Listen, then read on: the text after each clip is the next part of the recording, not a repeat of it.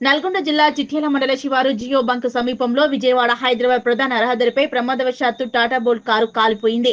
కారులో ఇద్దరు నాటకర్పల్లి నుంచి హైదరాబాద్ కు ప్రయాణిస్తున్నారు.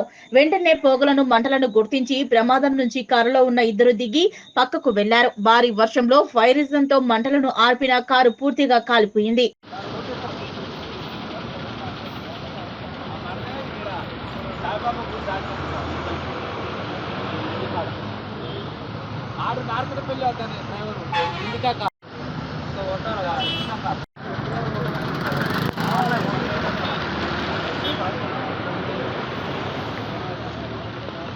ఏం బండిరా?